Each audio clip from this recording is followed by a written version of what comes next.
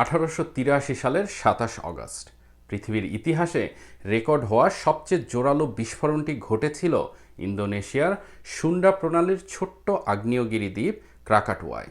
বিস্ফোরণের শব্দ এতটাই প্রবল ছিল যে প্রায় 3000 মাইল দূরেও মানুষ তা শুনতে পেয়েছিল। এই বিস্ফোরণের শক্তি ছিল প্রায় 200 মেগাটন টিএনটি সমান, যা হিরোশিমায় নিক্ষিপ্ত পারমাণবিক বোমার তুলনায় প্রায় 4000 গুণ বেশি শক্তিশালী।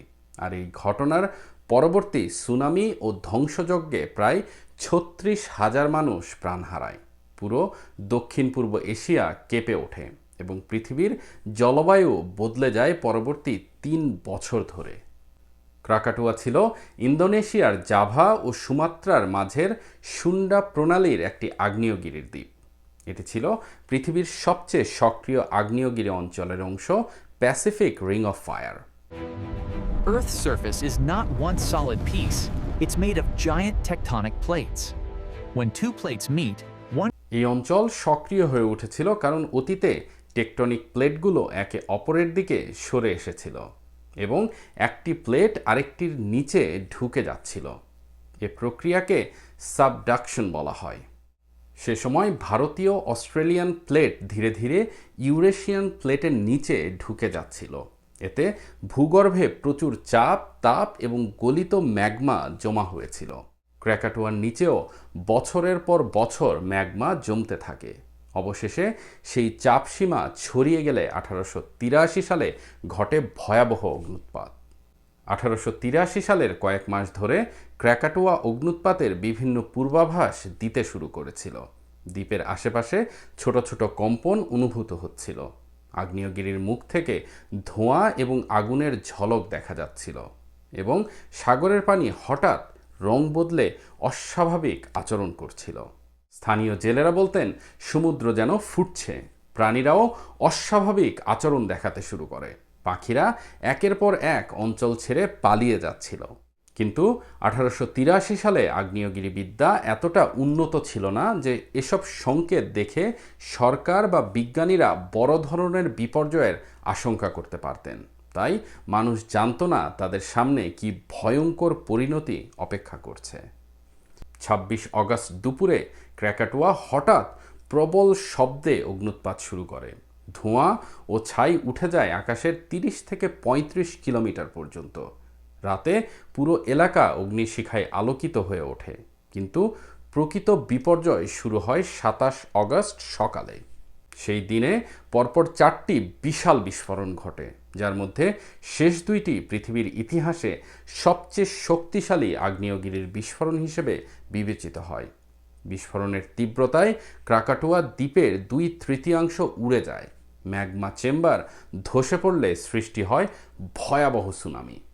এই সুনামির ঢেউ উচ্চতায় ওঠে প্রায় 40 মিটার, যা 13 তলা বিল্ডিংয়ের সমান। জাভা ও সুমাত্রার উপকূলে জনবসতি মুহূর্তের মধ্যে নিশ্চিহ্ন হয়ে যায়। পুরো গ্রাম ভেসে যায়, পাকা ঘর বাড়ি সব কিছু ধ্বংস হয়ে যায়। এমনকি বিশাল স্টিমশিপ কয়েক কিলোমিটার দূরে স্থলভাগে গিয়ে ধাক্কা মারে। এক ডাচ কর্মকর্তা তার রিপোর্টে লিখেছিলেন, দিন দুপুরে রাত নেমে এলো। বাতাসে ছাই আর সালফারের গন্ধে শ্বাস নিতে কষ্ট হচ্ছিল। চারিদিকে শুধু মানুষের চিৎকার আর স্রোতের শব্দ। বিস্ফোরণের শব্দ পৃথিবীর 1/3 অঞ্চলে শোনা যায়। বায়ুমণ্ডলীয় চাপের ধাক্কায় ব্যারোমিটার সূচক উঠানামা করে বিশ্বজুড়ে। পৃথিবীর বায়ুমণ্ডলের বিভিন্ন স্তরে বহুবার প্রতিফলিত হয় সেই চাপ তরঙ্গ। এই ঘটনার প্রভাব শুধু দক্ষিণ পূর্ব এশিয়াতে থেমে থাকেনি। ক্র্যাকাটোয়ার ছাই এবং সালফার ডাই অক্সাইড আকাশের উপরের স্তরে উঠে গিয়ে সূর্যের আলো প্রতিফলিত করতে শুরু করে। এর ফলে পৃথিবীর গড় তাপমাত্রা কমে যায় প্রায় 1.2 ডিগ্রি সেলসিয়াস, যা বৈজ্ঞানিকভাবে একটি বিশাল পরিবর্তন। ইউরোপ, আমেরিকা, আফ্রিকা প্রায় সব মহাদেশেই সূর্যাস্ত ছিল অস্বাভাবিক লাল রঙের। আকাশ ছিল কুয়াশাময় এবং রাতের আকাশে চাঁদের চারপাশের রঙিন বলয় দেখা যেত। অনেক শিল্পী এই অস্বাভাবিক আকাশ দেখে অনুপ্রাণিত হয়েছিলেন।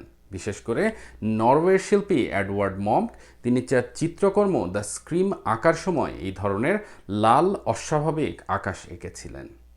আজকের দিনে বিজ্ঞানীরা আগ্নেয়গিরির আচরণ বিশ্লেষণে অনেক উন্নত প্রযুক্তি ব্যবহার করেন, যেমন সিসমোগ্রাফ, গ্যাস বিশ্লেষণ, স্যাটেলাইট ছবি, জিপিএস পরিমাপ এবং ড্রোন প্রযুক্তি।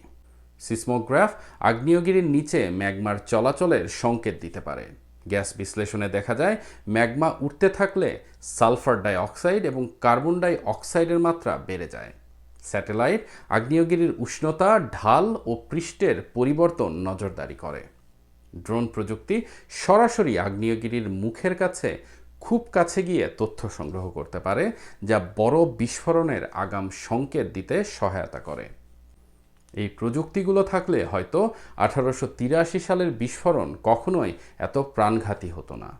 ক্রাকাটোয়ার ধ্বংসস্তূপের জায়গায় পরে জন্ম নেয় নতুন আগ্নেয়গিরি আনাক ক্রাকাটোয়া, অর্থাৎ ক্রাকাটোয়ার সন্তান। 1927 সালে সমুদ্রের নিচে নতুন আগ্নেয়গিরির অঙ্কুরোদ্গম হয়, যা এখনও ধীরে ধীরে বড় হচ্ছে এবং মাঝে মাঝে ছোট বড় বিস্ফোরণ ঘটাচ্ছে। বিজ্ঞানীরা মনে করেন ভবিষ্যতে আবার বড় বিস্ফোরণ ঘটার সম্ভাবনা আছে, যদিও তা 1883 সালের মতো ভয়ঙ্কর হবে কিনা তা নিশ্চিত নয়। তবুও এই অঞ্চল বর্তমানে বিশ্বের সবচেয়ে পর্যবেক্ষিত আগ্নেয়গিরি অঞ্চলগুলোর একটি। ক্রাকাটোয়ার বিস্ফোরণ মানব সভ্যতাকে শিখিয়েছে প্রকৃতির শক্তিকে কখনো হালকাভাবে নেওয়া যাবে না। পৃথিবীর ভেতরের পরিবর্তন, আগ্নেয়গিরি এবং পরিবেশগত সতর্কতা সম্পর্কে সবার মধ্যে সচেতনতা তৈরি করতে হবে। এগুলো ভবিষ্যৎ প্রজন্মকে রক্ষা করার জন্য অপরিহার্য। আজ বিজ্ঞান যতই উন্নতই হোক না কেন, প্রকৃতি তার শক্তি দেখাতে চাইলে মানুষ খুব ক্ষুদ্র। তবে সঠিক গবেষণা, নজরদারি ও সতর্কতা থাকলে বড় ধরনের বিপর্যয়ের আগেই হাজারো জীবন বাঁচানো সম্ভব। ধন্যবাদ সবাইকে।